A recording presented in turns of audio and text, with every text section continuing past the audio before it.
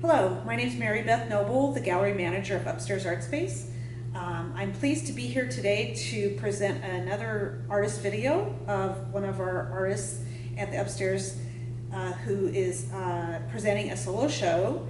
Her name is Jane Allen Nodine, and we would like to have her lead us through her show. This will be a nice experience for those of you who want to see her work and hear some more details about her process and her methods. So I'm going to turn it over to Jane now, and we're going to get started with some questions, and thanks for joining us. Hello, thank you Mary Beth for that introduction, and welcome audience. I hope that you enjoy our video, and I encourage you, if you have time over the next few weeks, to come up to try on to the Upstairs Art Space and see the show, because it really is a beautiful body of work. What I want to start with is talking about the fact that I was able to work during the COVID shutdown. Many of my friends who are artists said that they felt a lot of anxiety and they had difficulty working. In fact, it was the opposite for me. I used the shutdown starting around March 16th and running through about June 15th as an artist in residence at my home. I'm fortunate, I had my studio at home, and I just set my mind to it and began working. I did not have any particular plans. In fact, I was starting a new series, so I did not know where the work was going to go. The first week or two, I was doing work and making things and looking at it and saying, Jane, this is not you. What is going on? And after about 2 weeks, I suddenly fell into a pattern. The work began to make sense to me. I became very enthusiastic, very excited, and after about 2 months, I produced almost 40 paintings. So I'm very excited to present them at the Upstairs Art Space. Thank you, Jane. I am wanting to ask you a question which a lot of the audience members have had since they've come in, and what is the material that you're using, because people are fascinated with the surface of the paintings, if you call them paintings, and I'd like you to describe a little bit about how they're made and what the materials you use are. Yes, I'll be glad to. That's something that's interested a lot of people. I've always worked with surface and texture in my work, both in painting and in my jewelry metalsmithing. And I began working a few years ago using synthetic paper, and the brand I'm using is actually Tyvek. And if you have built a house or built any buildings, you know that Tyvek is an outer layer of synthetic paper that's used as a moisture barrier. I'm using just a blank type of Tyvek. I think it's a polyester-based material, and it has wonderful properties. One is that it reacts to heat, and so when I'm using it with heat, a heat gun, I can actually change the surface so it's no longer flat. I begin to get these ripples and shrinkage and texture, and I began using those probably about 4 years ago in my work, and I had several in exhibition, but I hadn't used them quite in the way I have here, where I'm actually making small sections and then piecing them back together, and then I'm using acrylic paint to paint on top of that.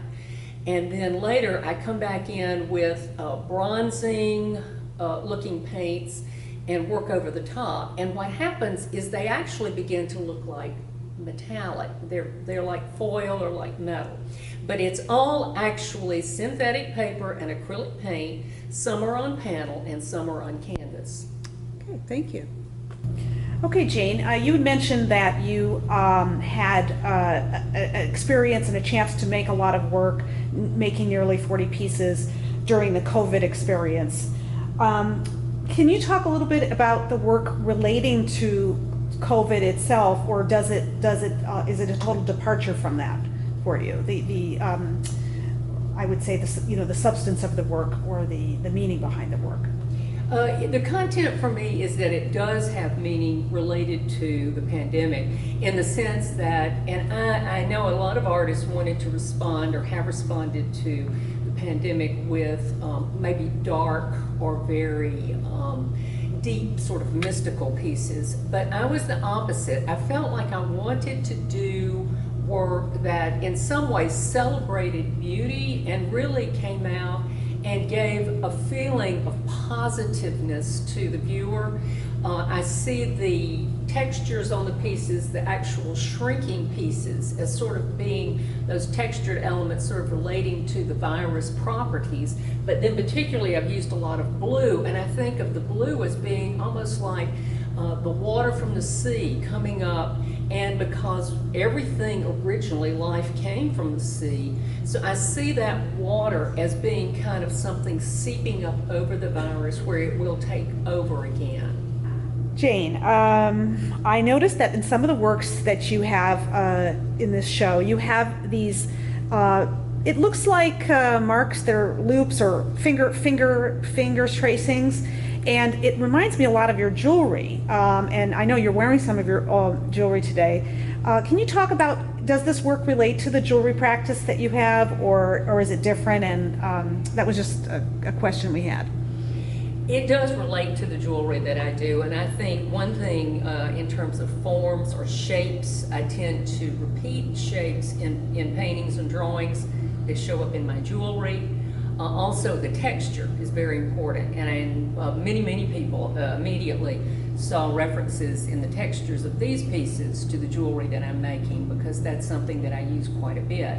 The loops in this piece were actually made with the monoprint technique, where I was actually using hot wax on a hot plate, and then I would spread the paper down while the wax was still molten and pick that up, and it would have these loops, and I could actually draw. So what I was doing was drawing those loops onto the surface, printing them. Then after it was adhered to the panel, I came back in with some of this orange and kind of turquoise color and actually painted that on. And that's where you're getting that feeling of, it almost looks like finger marks repeating over and over. So it has a sense of calligraphy about it. And that's something I really think carries over from a lot of my drawing technique. I like that very much. But yes, the jewelry and the painting, over the years, it's very easy to see the correlation between the two. Thank you. Okay, Jane, I've learned so much about your work, and I see now, after looking at these pieces in particular too, the relationship they have between some of the COVID ideas with maybe some of the shapes being sort of virus-like, and also the jewelry aspect, because there's a lot of metallic look in the textures of the pieces. So that brings me to a question of what do you think that where is this going to take you from this point forward? Because this is quite a cohesive body of work, and I'm curious as to where you think this will go next for you. Actually, it's continuing in the studio. It's interesting because I didn't mention earlier, but I had not painted formal paintings for about 5 or 6 years. I've been doing a lot of prints and doing drawings, and I was doing a lot of metalsmithing and jewelry, but I had just gotten away from making paintings, but I had missed that. So when I chose during the shutdown to really focus on painting, it has really energized my enthusiasm, and I already have a number of pieces I'm working on in the studio right now. I'm continuing with this idea of using the texture and the synthetic paper. I've already ordered some other materials that I'm experimenting with. So it's continuing to grow. So in a sense, it's like the virus. It's sort of growing and shedding and growing and shedding.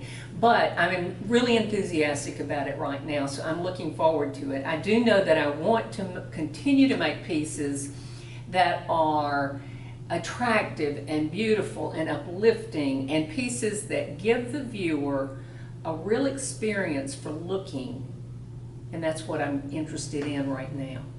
Great, Jane. Well, we've really appreciated you taking the time to visit with us, and we've learned a lot about your work, and we hope to see you again soon, and I'm looking forward to seeing what you do next. Thank you so much. Thank you so much.